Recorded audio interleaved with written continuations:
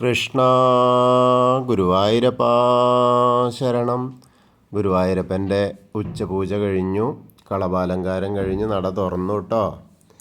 അപ്പോൾ നമുക്കെല്ലാവർക്കും ഗുരുവായൂരപ്പനെ കാണാൻ പോകണ്ടേ.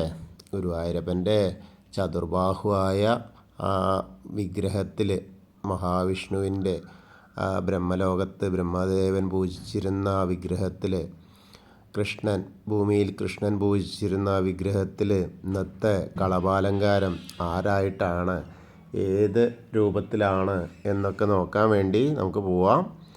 അങ്ങനെ നമ്മൾ വരുമ്പോൾ ആദ്യം തന്നെ കിഴക്കേ നടയിലുള്ള ഗണപതി കോവിലിൽ പോയിട്ട്, തുറന്ന ഗണപതി കോവിൽ പോയിട്ട് നമുക്ക് ഗണപതിയെ കണ്ട് തൊഴുത് അനുഗ്രഹമൊക്കെ വാങ്ങി നേരെ ആ ഗോപുരവാതിൽ കടന്ന് നമുക്ക് അകത്തേക്ക് പോവാം. അങ്ങനെ നമ്മൾ ഉള്ളിലേക്ക് എത്തുകയാണ്. അങ്ങനെ എത്തുന്ന സമയത്ത് വാതിൽപ്പടി കയറുമ്പോൾ അവിടെ കയറിയാൽ നേരെ ശ്രീലകത്തേക്ക് നമ്മൾ നോക്കും. ആര് കയറുമ്പോഴും ആദ്യം നോക്കുക കേട്ടോ, നമ്മളെ ഗുരുവായൂരപ്പൻ എവിടെയാണ് എന്നൊക്കെ നോക്കിയിട്ട് ഇങ്ങനെ വരും. പല ആളുകളും ചോദിക്കും കേട്ടോ, എവിടെയാണ് മെയിൻ ടെമ്പിൾ എന്ന്. നമ്മൾ മലയാളീസ് അല്ലാത്ത ആളുകളൊക്കെ വരുമ്പോഴേ അവർക്ക് മനസ്സിലാവില്ല. അവർക്ക് ഇവിടെ ഏതാ പ്രതിഷ്ഠ എന്നും കൂടി അറിയില്ല. ഗുരുവായൂർ വരിക എന്ന് മാത്രമേ ഉള്ളൂ. വരുന്ന ആളുകൾ, ചില ആൾക്കാർക്കൊന്നും അറിയാത്ത ആളുകളുണ്ട്, ധാരാളം അങ്ങനെ ചോദിക്കാറുണ്ട്. അപ്പോൾ നമ്മളിപ്പോൾ അങ്ങനെ ഉള്ളിലേക്ക് നോക്കി നിൽക്കുകയാണ്. അങ്ങനെ ആ സമയത്ത് ഇടതുവശത്തായിട്ട് മേൽപ്പത്തൂരിന് പീഠമൊക്കെ കാണാം. അവിടെ ഒന്ന് നോക്കി അദ്ദേഹത്തെ ഒന്ന് സ്മരിച്ചു. ഭക്തരിൽ ദാസനാണല്ലോ, അപ്പോൾ അദ്ദേഹത്തെ നമ്മൾ ഒന്ന് നമിച്ചാൽ നല്ലതാണ്. അങ്ങനെ വലതുവശത്തേക്ക് നോക്കിയിട്ട് ആ തൂണൊന്ന് കാണാം. നരസിംഹാവതാരം കാണിച്ചു കൊടുത്ത തൂണൊന്ന് നോക്കി കണ്ട് നേരെ ശ്രീകോവിലേക്ക് നോക്കുകയാണ്. അപ്പോൾ അങ്ങനെ നോക്കുമ്പോൾ നല്ല പ്രകാശധാരയാണ്. വളരെ ശ്രീലകത്ത് നെയ്വിളക്ക് ഇങ്ങനെ കത്തല്ലേ, സ്വർണ്ണ വിളക്കിലിങ്ങനെ കത്തുന്നു, വെള്ളി വിളക്കിനിങ്ങനെ കത്തുന്നു. അങ്ങനെ ആകെ പ്രകാശമയാണ്. അപ്പോൾ അതിൽ നോക്കുമ്പോൾ ഒരു സ്വർണ്ണ മത്സ്യം പോലെ കാണാൻ, സ്വർണ്ണ മത്സ്യം തന്നെയാണ്. ആ മത്സ്യത്തിൻ്റെ വാലിങ്ങനെ വളച്ച് വെച്ചിട്ടുണ്ട്. സ്വർണ്ണ നിറത്തിലുള്ള കളഭം കൊണ്ട് സ്വർണ്ണ നിറത്തിലുള്ള മത്സ്യം കാണുന്നു. അങ്ങനെ മത്സ്യം പകുതി വരെ കാണാനുണ്ട്. അന്ന് മത്സ്യാവതാരമൂർത്തിയാട്ടോ. അങ്ങനെ നോക്കുമ്പോൾ പകുതി വരെ മത്സ്യരൂപത്തിലും അതിന് ശേഷം ചെറിയ നമ്മുടെ പൊന്നുണ്ണിക്കണ്ണൻ്റെ രൂപത്തിലാണ് കാണുന്നത്. അങ്ങനെ നോക്കുമ്പോൾ അരയിലെ കിങ്ങിണിയൊക്കെ ഇങ്ങനെ കാണാണ്ട്, അരഞ്ഞാളം. അത് കഴിഞ്ഞ് അങ്ങനെ മുകളിലേക്ക് ഇങ്ങനെ നോക്കി വരുമ്പോൾ കൈവളകൾ കാണുന്നു, തോൾവളകൾ കാണുന്നുണ്ട്. അതിൻ്റെ ഒപ്പം ഓരോ ഗോപീതിലകം വെച്ചിട്ടുണ്ട് തോളിൻ്റെ അവിടെ. അതേപോലെ മാറത്ത് ഒരു മാങ്ങാമാല കാണാനുണ്ട്, ഒരു വളയം പോലത്തെ മാല കാണാനുണ്ട്.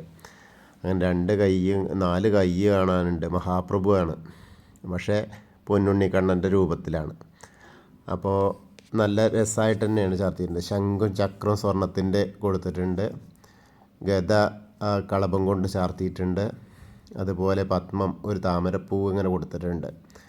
അങ്ങനെ എല്ലാം തികഞ്ഞ നാരായണ രൂപം, അതായത് മത്സ്യാവതാര രൂപത്തിലാണ് മഹാപ്രഭുവായിട്ടാണ് ഇന്ന് നമ്മളെ എല്ലാവരെയും നോക്കിക്കാണാനായിട്ട്, നമ്മുടെ എല്ലാവരുടെയും അഭീഷ്ടസിദ്ധിക്കായിട്ട് ശ്രീലകത്ത് ഗുരുവായൂരപ്പൻ വിളങ്ങി നിൽക്കുന്നത് കളഭാലങ്കാര രൂപത്തിൽ. അങ്ങനെ നോക്കുമ്പോൾ പൊന്നിൻ കിരീടം ചാർത്തിയിട്ടുണ്ട്, പീലിത്തിരിമുടി കെട്ടിയിട്ടുണ്ട്. അതിൻ്റെ മുകളിൽ അങ്ങനെ ഒരു തുളസിയും തെച്ചിയായിട്ടുള്ളൊരു മാലയും, അതേമാതിരി നമ്പ്യാർ വട്ടാണ് തോന്നുന്നു, വെളുത്ത പൂവും തെച്ചിയും ആയിട്ടുള്ളൊരു മാലയും. അങ്ങനെ 2 മാലകൾ, തിരുമുടി മാലകൾ ചാർത്തിയിട്ടുണ്ട്. തെച്ചിയും തുളസിയായിട്ടുള്ള വലിയ ഉണ്ടമാല ഒന്ന്, നമ്പ്യാർ വട്ടവും തുളസിയായിട്ടുള്ള ഒരു വേറെ വലിയ ഉണ്ടമാലയും. അങ്ങനെ 2 ഉണ്ടമാലകളും 2 തിരുമുടി മാലകളും, പിന്നെ വിധാനമായിട്ട് 4 തുളസിമാല കാണാനുണ്ട്, ഒരു താമരമാലയുണ്ട്. അങ്ങനെ കാണുന്നു. നല്ലൊരു അലങ്കാരത്തിൽ ആണ് ഇന്നത്തെ കാഴ്ച. വളരെ സന്തോഷമായിട്ടുള്ള ആ ഒരു നിൽപ്പാണ്. നല്ല മത്സ്യാവതാര മൂർത്തിയായിട്ട് ഇങ്ങനെ ദശാവതാരത്തിലെ ആദ്യ അവതാരമായ മത്സ്യാവതാരം തന്നെയാണ് ഇന്നത്തെ ഇതിന് തിരഞ്ഞെടുത്തിരിക്കുന്നത് ഉച്ചപൂജ കളഭാലങ്കാരത്തിന്. അപ്പോൾ എല്ലാവരും ഇപ്പോൾ സോപാനപ്പടിയിലാണ് കേട്ടോ. എൻ്റെ കൂടെ എല്ലാവരും സോപാനപ്പടിയിൽ നിന്ന് നമ്മൾ ഗുരുവായൂരപ്പനെ ആ ഗുരുവായൂരപ്പൻ്റെ ശ്രീലകത്തേക്ക് നമ്മളിങ്ങനെ നോക്കുന്ന ആ ഒരു കാഴ്ചയാണ്. എല്ലാവരും മനസ്സിൽ സങ്കല്പിച്ചോളൂ. ഗുരുവായൂരപ്പൻ്റെ ശ്രീലകത്തെ ആ മത്സ്യാവതാര മൂർത്തിയെ നമ്മൾ കണ്ട് തൊഴുകയാണ്. എല്ലാവരും പ്രാർത്ഥിച്ചോളൂ കേട്ടോ. അങ്ങനെ നമ്മളെല്ലാ വ്യതകളും അവിടെ തിരുമുമ്പിൽ അവസാനിപ്പിക്കുകയാണ്. ഇനി നമുക്ക് വേറെ ഒരു വിഷമവും ഇല്ല. എല്ലാ വിഷമവും ഗുരുവായൂരപ്പൻ്റെ മുന്നിൽ അങ്ങോട്ട് കൊടുക്കുകയാണ്. അപ്പോൾ ബാക്കി ഗുരുവായൂരപ്പൻ പരിഹാരമൊക്കെ ഉണ്ടാക്കി തരും എന്നുള്ള വിശ്വാസത്തിലാണ് നമ്മൾ ഓരോരുത്തരും ജീവിക്കുന്നത്. അങ്ങനെയാണല്ലോ.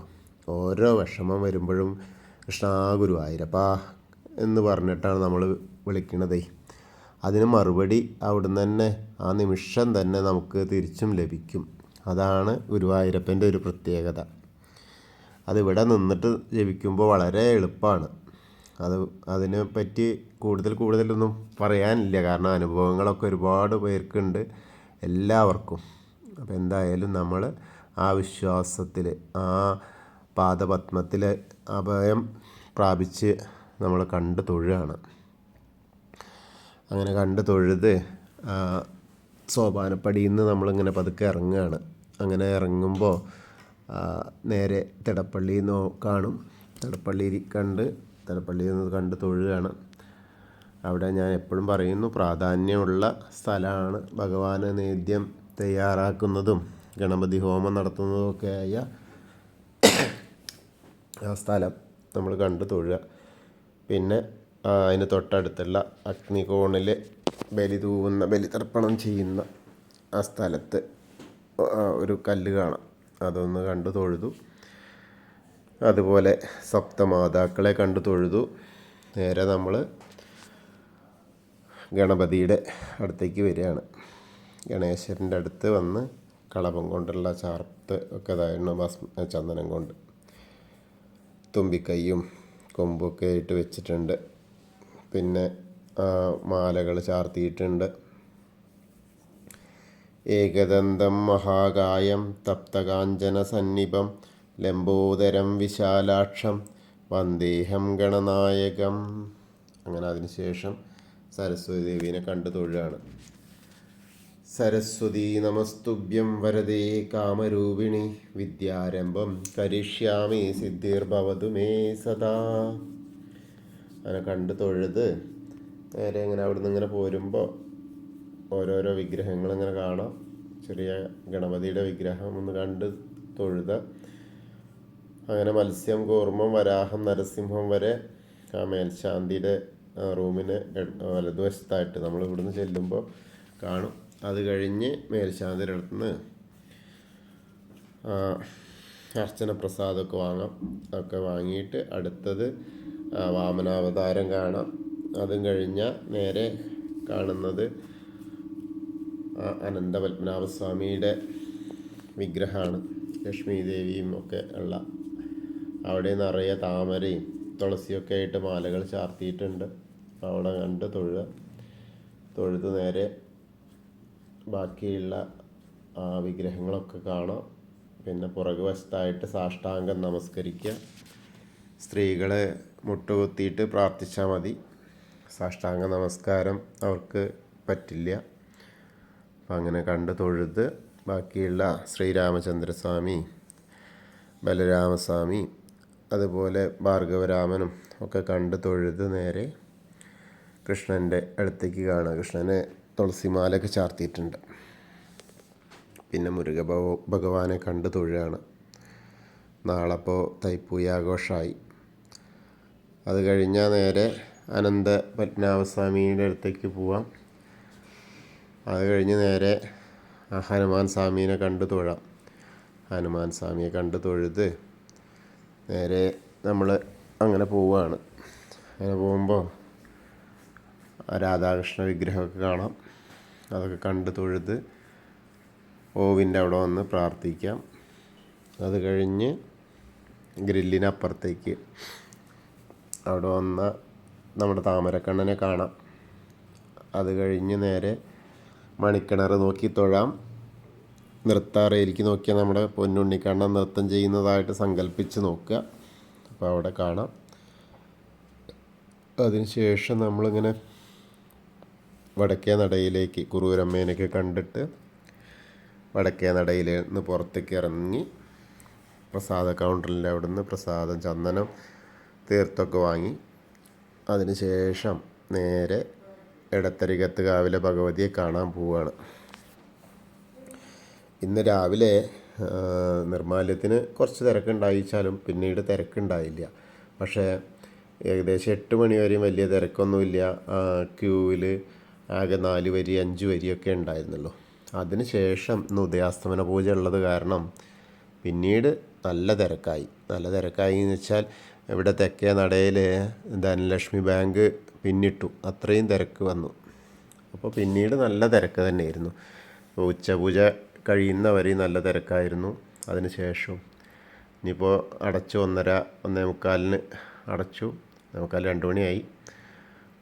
വീണ്ടും അമ്പലത്തിൻ്റെ അകത്ത് ആ മോറൽ പെയിൻറ്റിങ്ങുകളുടെ വർക്ക് നടക്കുന്ന കാരണം നേരത്തെ അടയ്ക്കുന്നത്. അപ്പോൾ നമ്മൾ ഭഗവതീനെ കണ്ട് തൊഴാണ്. സർവമംഗളമാംഗല്യേ ശിവേ സർവാർത്ഥസാധികേ ശരണ്യേ ത്രയംബകേ ഗൗരി നാരായണി നമോസ്തുതേ. അങ്ങനെ അമ്മയെ കണ്ടു തൊഴുതു. ഇനി മമ്മിയൂരപ്പനെ കണ്ടു തൊഴാം. മമ്മിയൂരപ്പനെ അവിടെ എത്തിയിട്ട് വിളിക്കുക, നമശിവായ നമശിവായ നമശിവായ എന്നുള്ള പഞ്ചാക്ഷരി മന്ത്രം ജപിക്കുക. മമ്മിയൂരപ്പനെ മനസ്സൊരുക്കി പ്രാർത്ഥിക്കുക. അതിനുശേഷം നേരെ കൊടിമരമൊക്കെ നോക്കിയിട്ട് അങ്ങനെ വരാം. അങ്ങനെ കൊടിമരത്തിൻ്റെ അവിടെ എത്തുമ്പോൾ വീണ്ടും നമ്മൾ ശ്രീകോവിലേക്ക് നോക്കിയാൽ മത്സ്യാവതാരമൂർത്തിയെ കാണാം. മത്സ്യാവതാരമൂർത്തിയായ മഹാപ്രഭുവിനെ കണ്ട് തൊഴുക. അവിടെ ഒന്ന് സാഷ്ടാംഗം നമസ്കരിക്കുക. അതിനുശേഷം നേരെ കൂത്തമ്പലത്തിലേക്ക് നോക്കിയിട്ട് അവിടെ കിടാവിളക്ക് കത്തുന്നു. അവിടെ വന്ന് തൊഴുത് നേരെ അയ്യപ്പൻ്റെ അടുത്തേക്ക് വരിക. അയ്യപ്പൻ്റെ അടുത്ത് വന്നിട്ട് അയ്യപ്പനെ തൊഴുക. ഭൂതനാഥ സദാനന്ദ സർവഭൂതദയാപര രക്ഷ രക്ഷ മഹാബാഹു ശാസ്തേ സ്തുഭ്യം നമോ നമ. അങ്ങനെ അയ്യപ്പസ്വാമിയെ കണ്ട് തൊഴുത് വലം വെച്ച് നമ്മൾ പടിഞ്ഞാറ് നടയിലേക്ക് വരികയാണ്. പടിഞ്ഞാറ് നടയിലേക്ക് വരുമ്പോൾ ദീപസ്തംഭത്തിലെ വേണുഗോപാല സ്വരൂപം കാണാം. അതുപോലെ കൊടിമരത്തിലെ ആ വേണുഗോപാല സ്വരൂപം, അതായത് മുരളീധര സ്വരൂപം കണ്ട് തൊഴാം. അപ്പോൾ നമ്മൾ ഇന്നും ഗുരുവായൂരപ്പൻ്റെ ഉച്ചപൂജയും കളഭാലങ്കാരവും ഒക്കെ എല്ലാവരും, എന്നെ ശ്രവിക്കുന്ന എല്ലാവരും എന്നെ കണ്ട് തൊഴുതു. എല്ലാവർക്കും ആ ഗുരുവായൂരപ്പൻ്റെ അനുഗ്രഹം ലഭിക്കും. കൃഷ്ണായ വാസുദേവായ ഹരയേ പരമാത്മനെ പ്രണതക്ലേശനാശായ ഗോവിന്ദായ നമോ നമഃ. ഹരേ കൃഷ്ണ. ഗുരുവായൂരപ്പാ ശരണം.